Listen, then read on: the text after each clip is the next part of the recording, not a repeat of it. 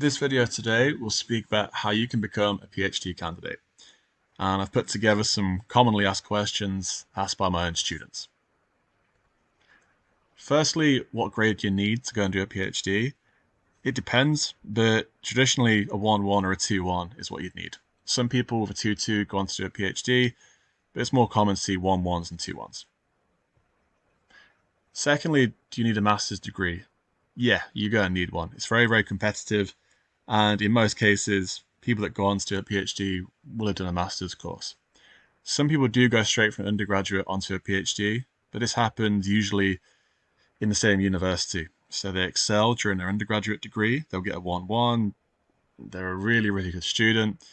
Someone who works at the university sees this, a PhD comes up, and that person is fast-tracked onto a PhD.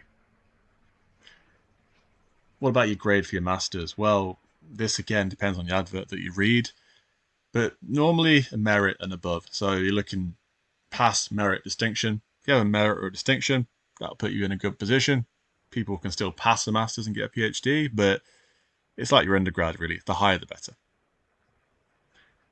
There are different types of masters. Some people go and do an MRes or do an MSc. The MRes is more research based compared to an MSc, but it doesn't really matter which one you do. Both of them will prepare you to be ready for a PhD.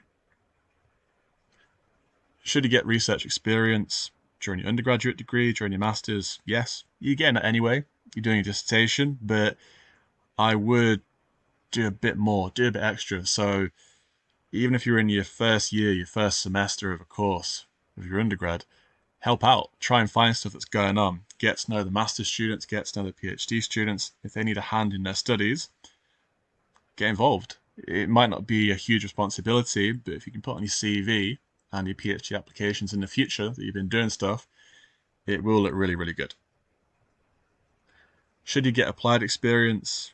Yeah, it depends on the PhD, but usually I'd say yes. And a lot of sports science PhDs will be hands-on. You'll be in a laboratory, you'll be on the field with a sports team, with athletes. So it does help if you've done internships during your degree or you've worked for a year or two in sport or that relevant field, and it will make you stand out in your application. How long will it take to get a PhD? It does depend. If you're full-time, if that's the only thing you're doing with your life at that point, it's normally 3 years. If it's part-time, you're looking at 5, 6, 7, 8 years. So to summarize, to give yourself the best chance of getting that PhD, get a 1-1, get a 2-1 in a very relevant degree. Go and do a master's, ideally a merit distinction grade. Get some experience. So again, whether your first year or final year of your undergrad, get yourself out there, find PhDs, get involved in their research, it'll make you stand out. And get applied experience as well. So some of your studies during your PhD will be very hands-on. So if you've got experience already in a laboratory or working with athletes, it will look really good. And if you want to know more about PhDs and the ones that are available right now, I would recommend you go and look at some of the adverts, get a feel for them, and that will be found on findaphd.com. Okay, so that was the first video of many about doing a PhD. If you'd like to know more about my PhD, or you're thinking of doing a PhD right now and you want to have a very informal discussion, please let me know. Sports Science Hacks on Instagram and Twitter at CJThompson90. Okay, thanks for listening, and I'll speak to you again soon.